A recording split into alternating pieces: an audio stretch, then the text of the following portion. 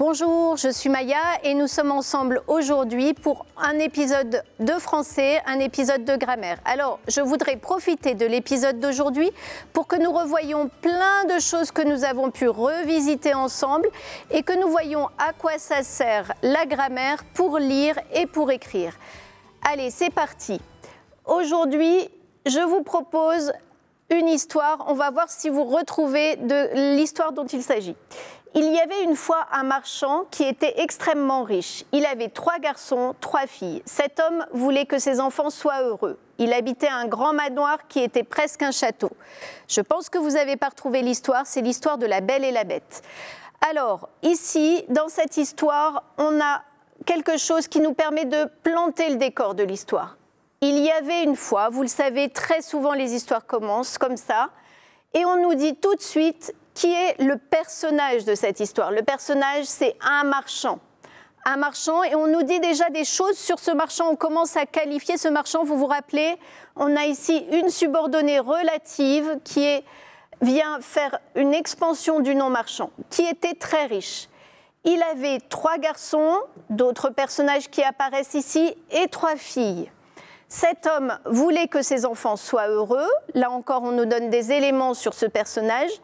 Il habitait un grand manoir. Et ici, on a une indication sur le lieu. Dans les histoires, pour nous aider à comprendre les histoires, on a besoin d'indications sur les personnages, le lieu et également sur l'enchaînement des actions. Alors, on va chercher des indications sur l'enchaînement des actions. Soudain, le marchand perdit sa richesse. Ensuite, il ne lui resta qu'une petite maison de campagne bien loin de la ville. Ainsi, il s'installa dans cette chaumière avec tous ses enfants. Et vous voyez qu'ici, on a des mots qui nous permettent d'enchaîner les actions et de nous repérer dans l'histoire avec ce qui se passe petit à petit. Alors, une histoire, ça se construit comme ça. Des lieux, des personnages et un enchaînement d'actions. Et c'est la grammaire qui vient nous aider à bien repérer ceux qui relèvent du lieu, ceux qui relèvent des personnages et ceux qui relèvent de l'enchaînement des actions. On y va. Soudain, le marchand perdit sa fortune. Notre mot ici, c'est un adverbe. Et ces adverbes, souvent, nous donnent des indications sur les lieux, sur les temps. Et ils font avancer le récit. C'est un petit peu comme les petits cailloux du Petit Poucet. Quand on lit une histoire, on peut chercher ces petits cailloux qui vont nous permettre de comprendre mieux la manière dont ça se passe. Allez, il y avait une fois un marchand. On reprend notre marchand qui est ici. Et on va chercher les choses qui ont rapport avec ce marchand. Il, vous vous rappelez, c'est un pronom, on a déjà vu. Ici, on nous dit cet homme.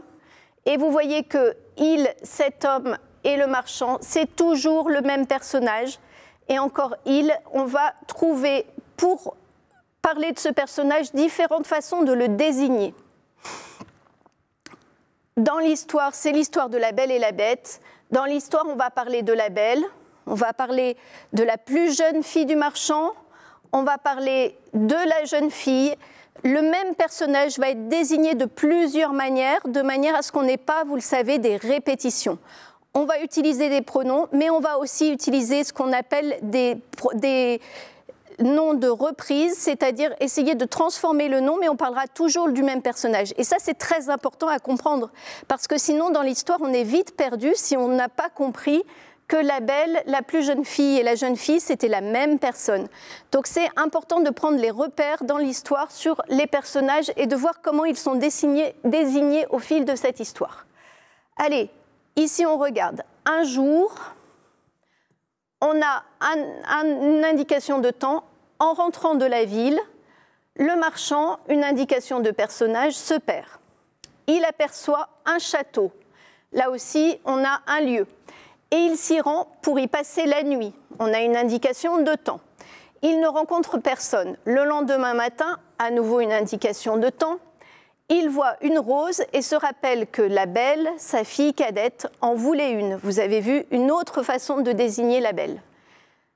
Il l'accueille, mais une bête horrible apparaît et le condamne à mort. Quand je lis, je vais faire très attention. Je vais faire attention pour bien repérer les personnages, les personnages, voir comment ils sont représentés, et vous avez vu qu'à chaque fois, on peut utiliser des groupes de mots différents pour la même personne.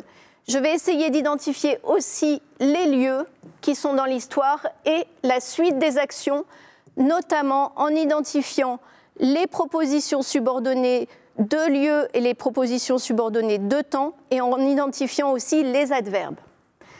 Même chose, quand j'écris, je vais utiliser tout ça. Je sais que pour construire mon histoire, il va falloir que je plante un décor, que je donne le lieu et les personnages. Pour bien parler des personnages, je vais utiliser des compléments du nom pour donner le plus d'informations possible, pour faire grossir les phrases. On en a parlé, on peut faire grossir nos phrases, faire grossir nos textes en donnant tout un tas d'indications à travers les compléments du nom. Et puis, je vais en même temps utiliser des mots de reprise pour éviter les répétitions.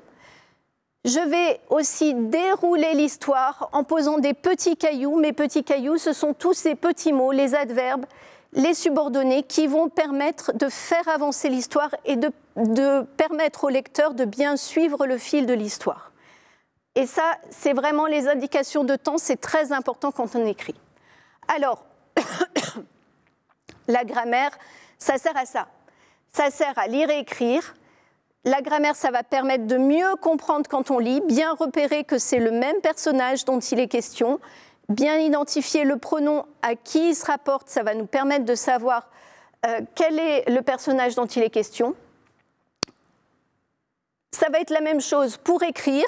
Lorsque vous allez écrire, vous allez utiliser toutes ces notions-là, utiliser les compléments du nom, utiliser les pronoms, les adverbes, les subordonnés pour écrire et faire grossir vos textes. Et puis bien penser à la fois quand vous lisez, à la fois quand vous écrivez, les lieux, les personnages et le déroulement de l'histoire. Voilà, c'était important pour moi de regarder avec vous à quoi sert la grammaire. La grammaire, c'est un jeu, ça nous sert vraiment à mieux comprendre, à mieux écrire. C'est vraiment des outils de la langue qui vont vous servir tous les jours pour mieux comprendre ce que vous lisez et pour faire des textes encore plus riches et encore plus intéressants. Je vous laisse pour aujourd'hui. Maintenant, c'est Marie qui vous lit une histoire. À demain.